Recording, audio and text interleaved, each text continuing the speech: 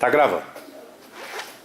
Só fazer uma introdução aqui. Hoje é dia 10 de abril. Nós estamos tendo uma aula aqui de embriologia geral, falando sobre hormônios e reprodução. A turma... tá fechado. Não, tá aberto. Tá aberto. A turma é 23A da nutrição. E o que eu estava contando para vocês contando a estrutura do testículo. Então, só mostrando, né? Aqui está o testículo, de fora para dentro, um epitélio, a túnica albugínea. Ele é dividido em regiões, né? Que se chamam lóbulos testiculares, separando os lóbulos dos septos testiculares. Dentro do lóbulo eu tenho um túbulo seminífero. Depois disso eu tenho os túbulos retos aqui em roxo, a rede testicular em verde. Depois os ductos eferentes aqui em rosa, levando para o epidídimo, cabeça, corpo e cauda. Depois dele o ducto deferente. E aí a gente se lembrou que depois do ducto deferente vai o epidídimo. Tá errado aqui. Tá errado, ó. Olha. Eu coloquei errado e ninguém me corrigiu. Não tá certo, gente. Eita. Ducto eferente que tá aqui, tá certo. Do ducto eferente vai para o epidídimo. Correto. Do epidídimo, ducto deferente.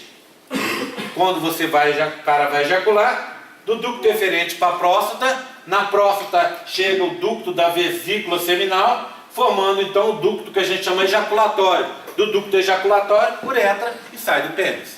Tá? Aí eu peguei um tubinho desse, estiquei e mostrei para vocês que ele tem do lado de fora as células mioepiteliais para contração do tubo e para proteção, e as células de Sertoli, essas lilases. No meio das células de Sertoli, então aqui ó, um corte do tubo. E aqui um outro corte. Então como é que você ajustaria isso? Um em cima do outro, assim, ó, não é? Então, uma célula de Sertoli em cima da outra. Então, eu teria uma célula de Sertoli, está aqui uma célula normal, ó, com núcleo, com citoplasma e tal. No meio dela, do lado de fora dela, entre uma célula de Sertoli e outra, aqui, ó, eu tenho as células da linhagem espermática. Então, eu tenho as espermatogônias A, as espermatogônias B, os espermatócitos 1, que entram na meiose 1, então são diploides. O espermatócito 2, que saiu da meiose 1, esse gera 2, que são haploides. Esse aqui entra na meiose 2, separação de cromátides irmãs, duas espermátides, esse gerou, e esse também gera duas. Elas sofrem modificações e geram o que a gente chama espermatozoides. A modificação da espermátide para o espermatozoide a gente chama de espermiogênese. E esse processo inteiro, espermatogênese. Dentro da espermatogênese, a espermiogênese. Cuidado com isso. Tudo bem? Tranquilo? Agora repara, as espermatogônias A, que são aquelas de reserva, que o cara vai ter durante toda a vida dele, para poder produzir espermatozoides até 80 ou 90 anos, aqui ó, as espermatogônias A ficam nesse compartimento de baixo, que eu chamo de compartimento basal, tá? Compartimento basal. Então no compartimento basal eu tenho só as espermatogônias A. Então, espermatogônias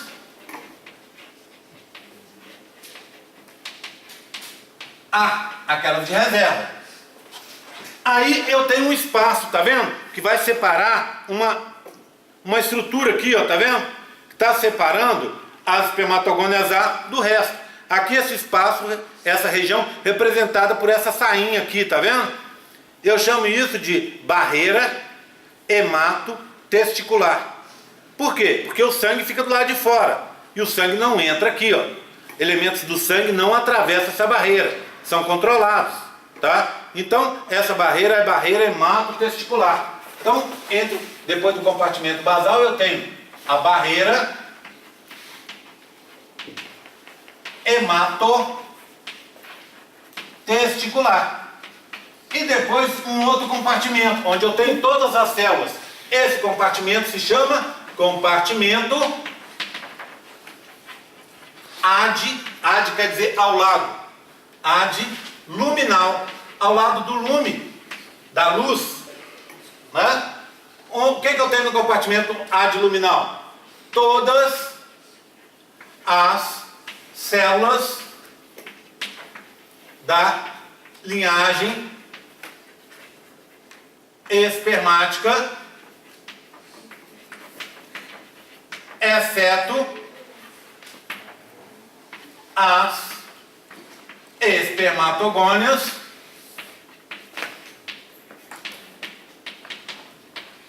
A. Todas elas são aqui para dentro, não é? Ó? Menos a A que fica aqui embaixo. Compartimento adiluminal, compartimento basal. Vamos olhar naquele tubo? Olha aqui, ó. Compartimento basal, compartimento adiluminal. Tudo bem? Tranquilo? Bem, do lado de fora do tubo, então tá o tubo. Imagina, ó, eu estou vendo o tubo aqui. Do lado de fora do tubo, eu tenho umas outras células que ficam aqui, ó. A gente diz assim, ó, células no interstício, que estão entre um tubo e outro. Essas células são chamadas de células intersticiais, ou células de Leydig. Então, vou voltar para aqui, ó. Meu outro grupo de células. 3. As células de Leydig. Ou, para a gente lembrar na hora da prova, intersticiais.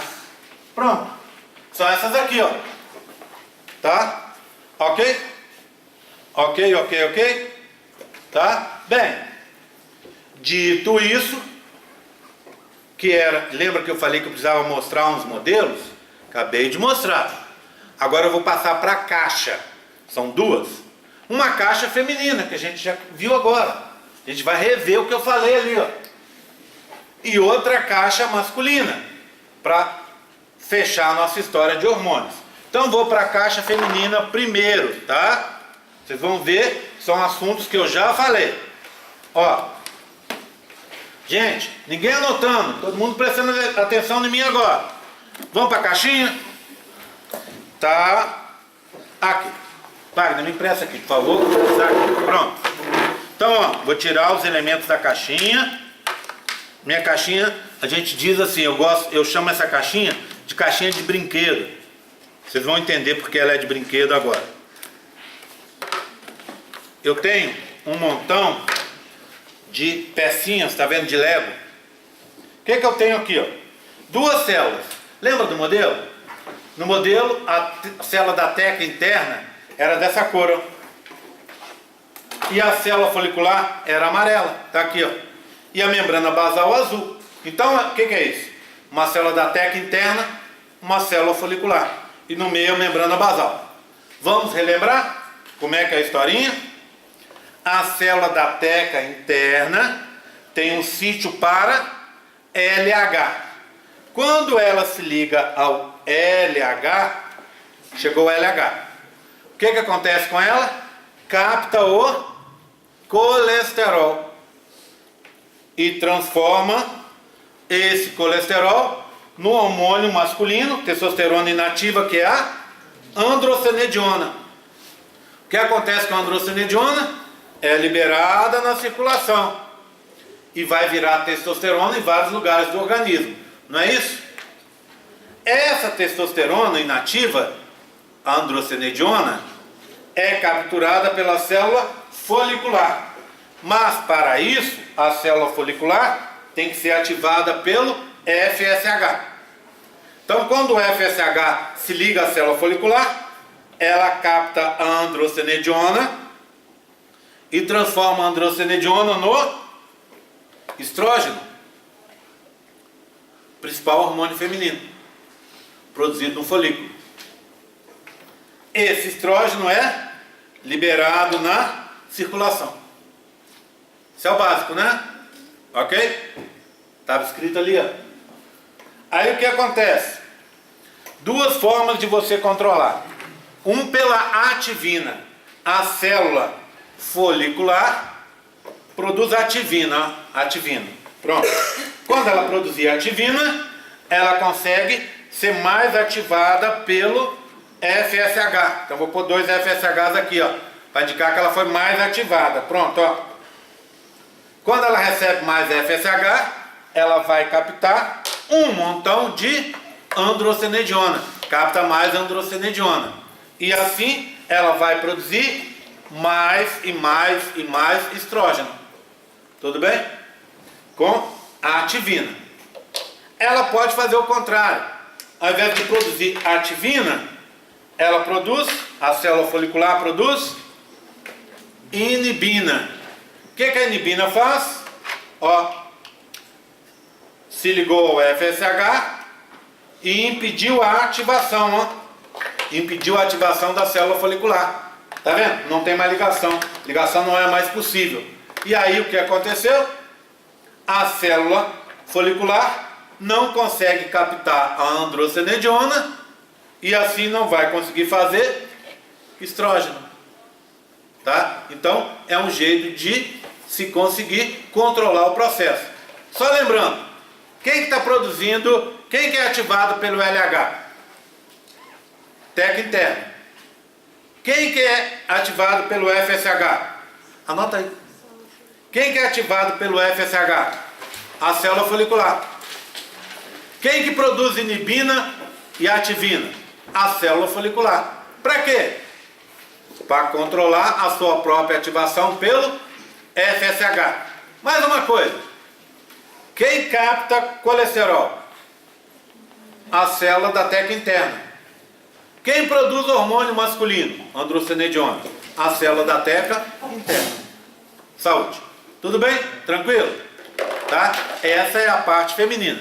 Você deve estar pensando, ô Gé, mas por que você não mostrou isso quando você falou que ia encerrar a parte feminina? Porque nesse momento eu vou falar do masculino, mas eu quero ter uma comparação com esse feminino. Por isso que eu fiz agora, tá? Agora, ó, o masculino, gente, é simplesinho.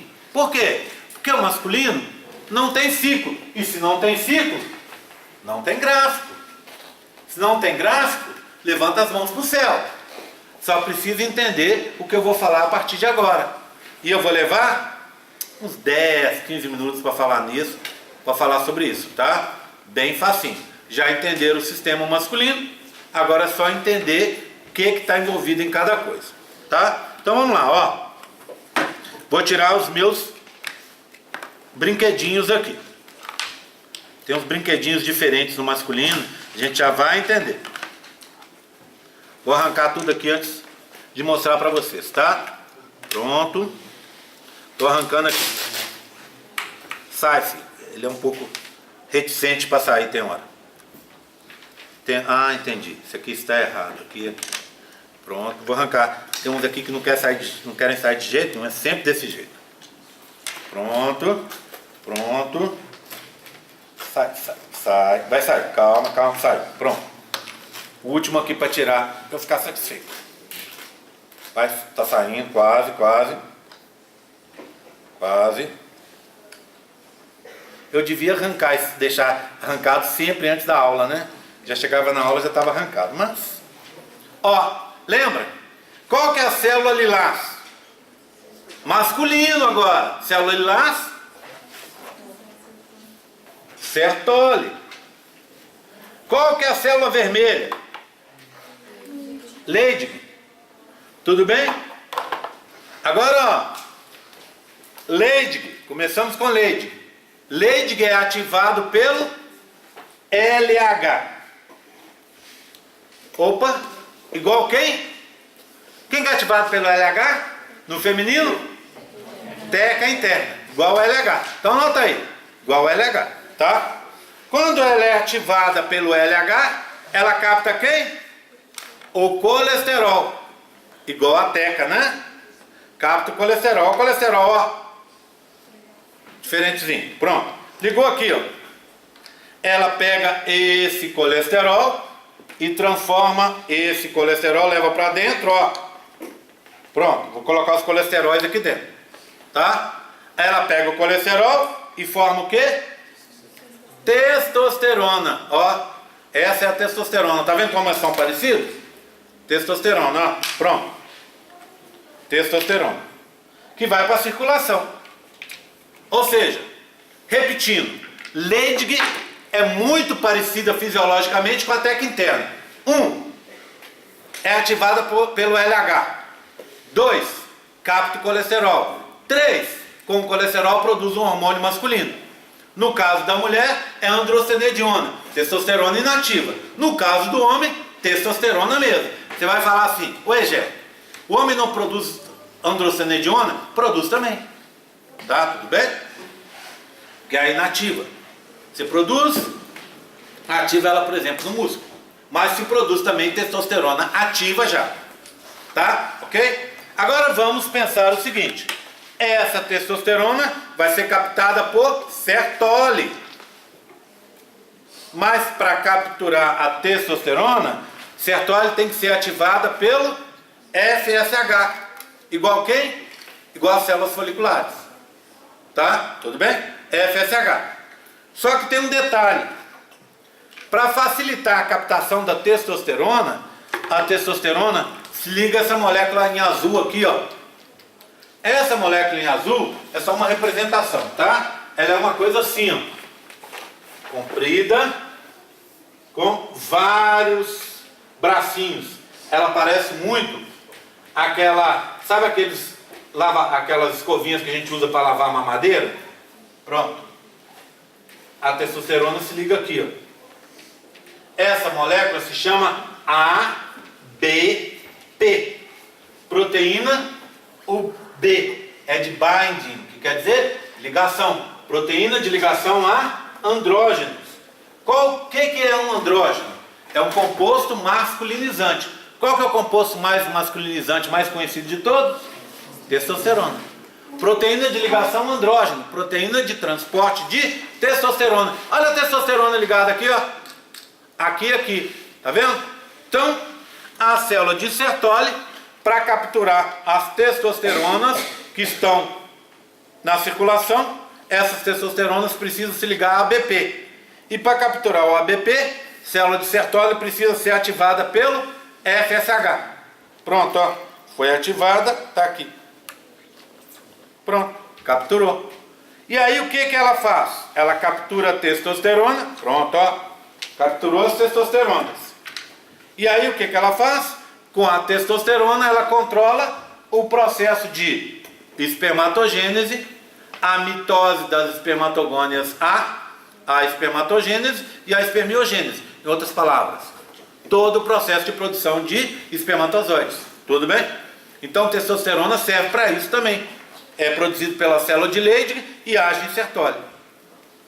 Tá? Bem, outra coisa, Sertoli produz a ativina. E ao produzir a ativina, ela consegue ser mais ativada pelo FSH. E ao ser mais ativada pelo FSH, ela aumenta a captura de testosterona e aumenta a produção de espermatozoides. Ela também consegue diminuir essa produção. Via o quê? Via inibina.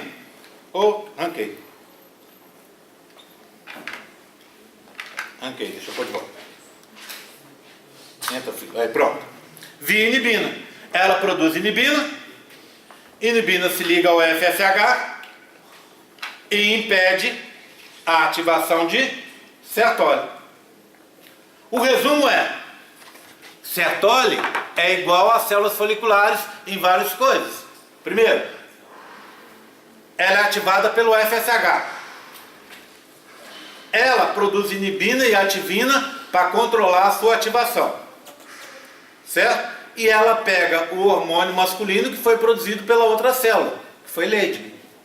Então, fisiologicamente, eu posso dizer, anota aí, Sertoli é equivalente em vários pontos à célula da folicular. E Leydig, fisiologicamente, é semelhante à célula da teca interna. Anota porque eu vou cobrar isso na prova.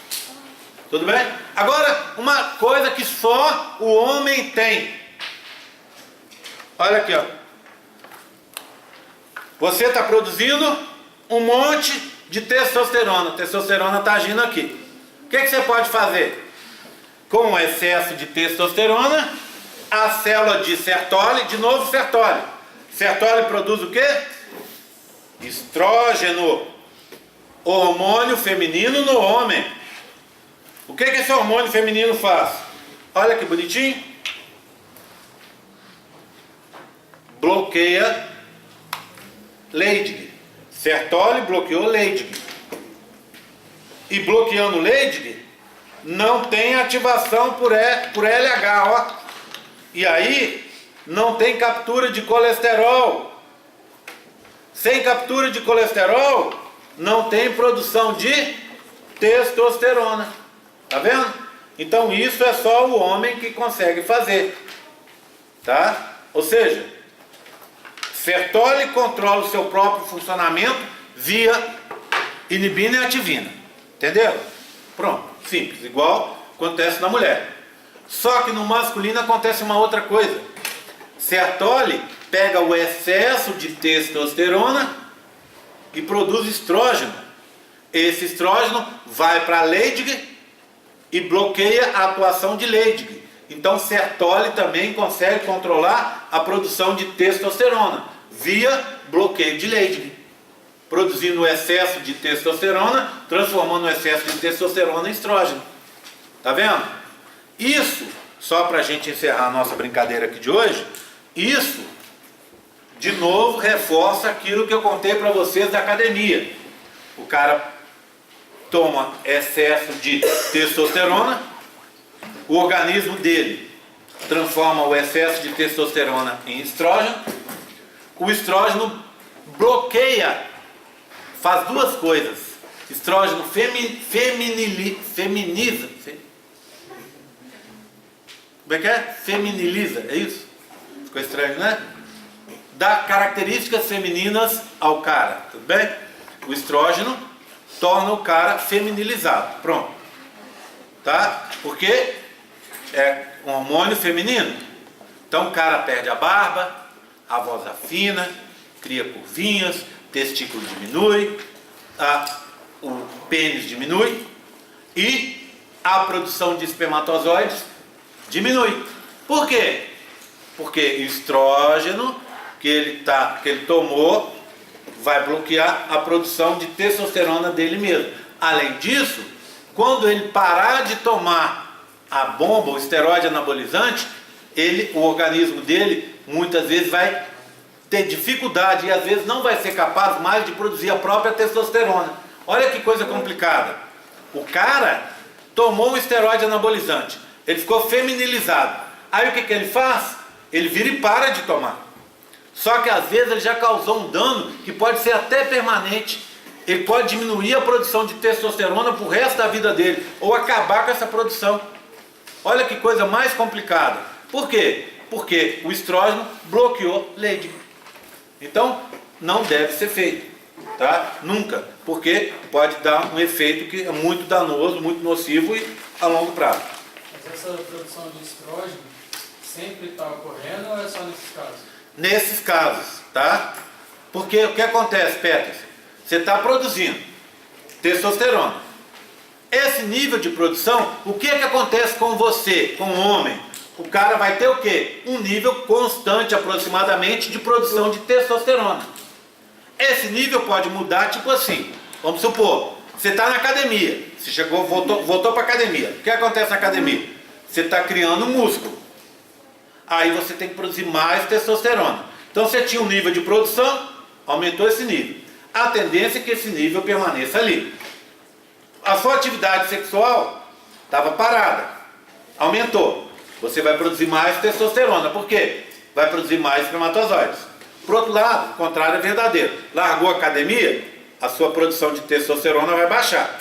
Vai ficando mais velho, a produção de depois de 50 anos, a produção de testosterona vai baixar também.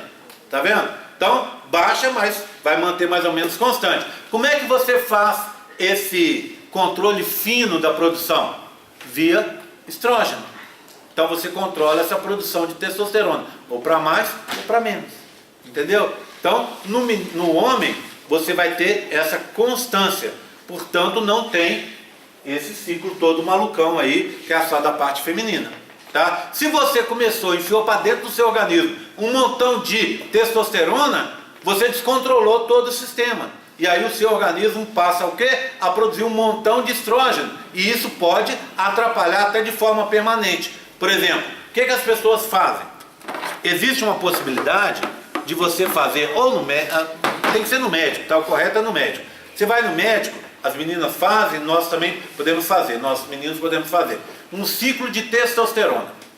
O médico vai te dar aplicações de testosterona no nível dentro daquilo que você poderia produzir a mais. É diferente, tá entendendo? De você chegar e você se automedicar. É uma testosterona humana, pura, limpa, sem nenhum contaminante, e só num nível fisiológico ainda para você. Aí o que acontece? Você toma mais testosterona, mais músculo, vai desenvolver mais na academia. Legal. Só que o ciclo não pode ser indefinido. Você não pode tomar testosterona pro resto da sua vida. Só toma testosterona pro resto da vida cara que tem, por exemplo, sabe do Vitor Belfort, o lutador de Vale Tudo lá, que aposentou há pouco, né? Ele tinha, segundo ele, hipogonadismo. Os testículos dele são pequenos. E aí o que ele fez? Ele começou a tomar testosterona para repor essa testosterona que ele sempre produziu pouco. Então, muita gente criticou, dizendo que era mentira, que ele não tem esse hipogonadismo, o testículo dele é normal, ele estava tomando a mais, por quê? Porque tomando testosterona, você ganha músculo, e ele ficou, lembra uma época que ele era muito musculosão?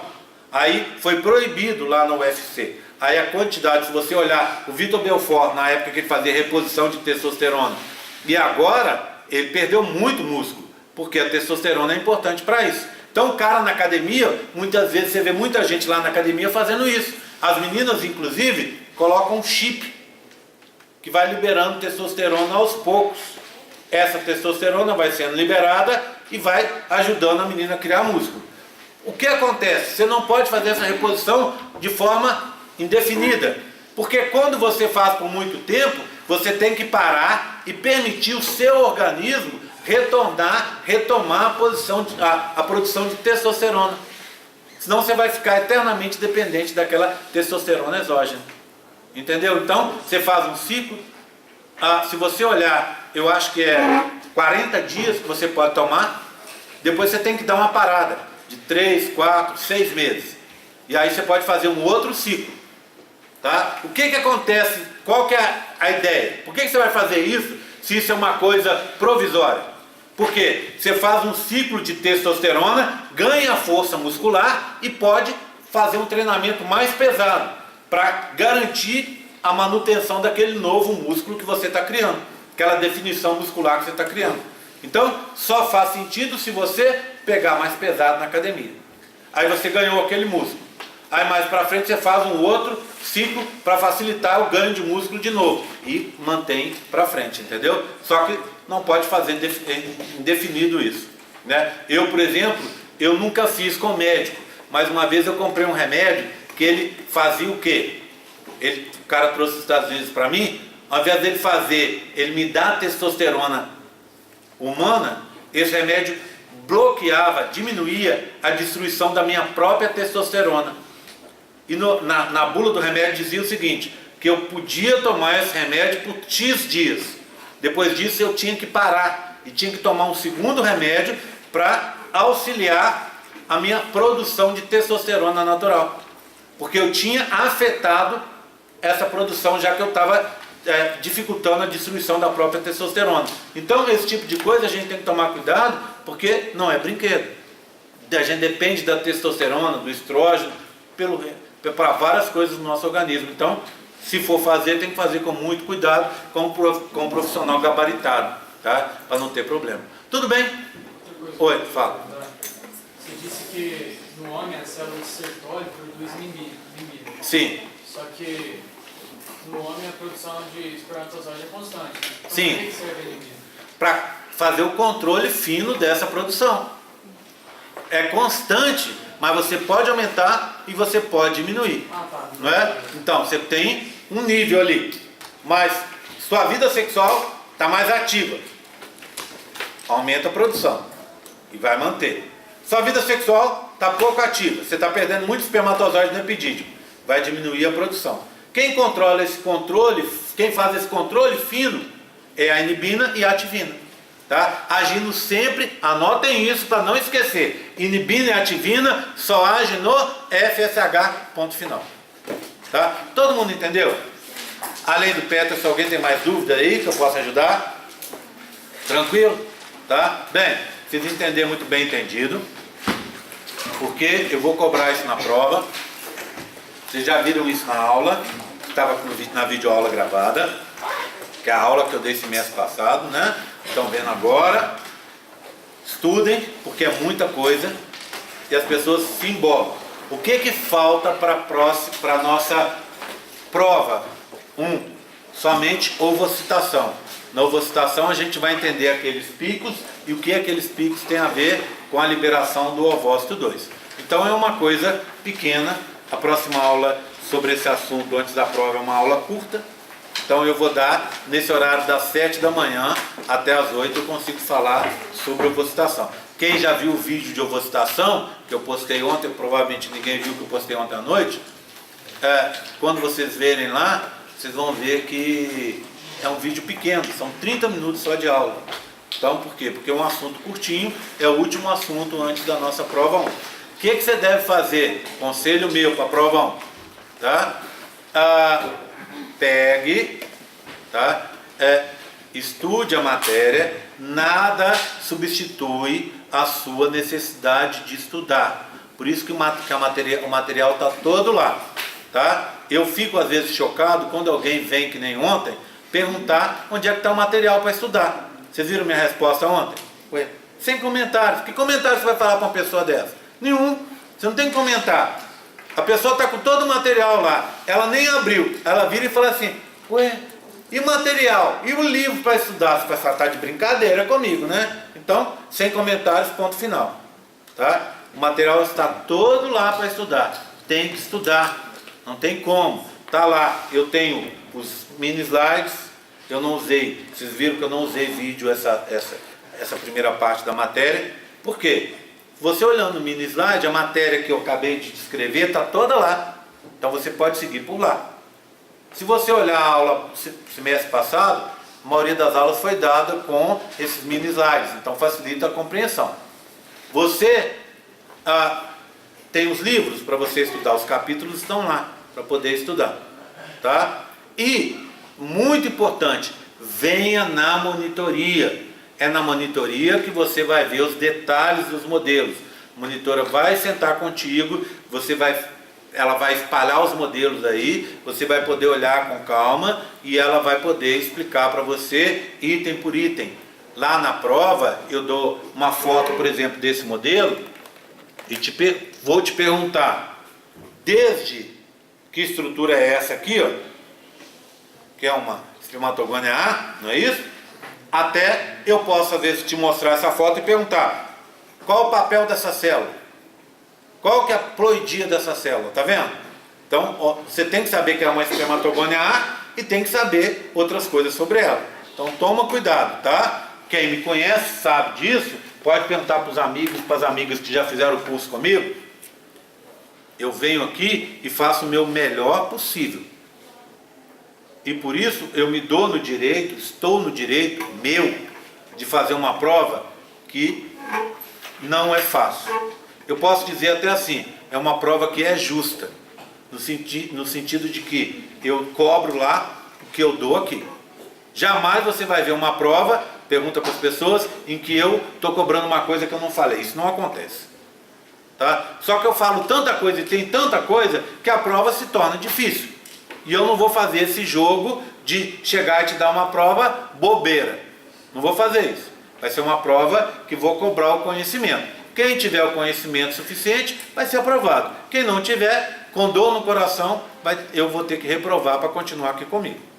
Tá? Agora, toma cuidado. Esses 12 pontos ajudam. Principalmente ajuda na nota e ajuda na preparação. Então tem que ver os vídeos, ajuda para entender as coisas que são faladas aqui na aula. Mas você tem que rever os vídeos, você tem que vir na monitoria, porque só com os vídeos e com as aulas aqui não é suficiente. tá? Tudo bem? Então, a gente já tem marcada a data, aquela data que está lá no 27, né? Então, a nossa prova já está marcada, termina a matéria e eu gosto sempre de dar 1, 2 semanas para ela, quando é possível, para que vocês possam estudar, vir na monitoria, olhar tudo com calma. Estamos combinados? Tá? Então, eu começo na semana que vem, às 7 horas da manhã, é a última matéria, antes da prova 1, que é a ovocitação. Depois a gente já parte para a matéria da prova 2. Pergunta? É isso que eu ia perguntar. Tá? Então, a gente continua já tocando na prova 2. Alguma outra dúvida? Vou encerrar então e fazer a chamada.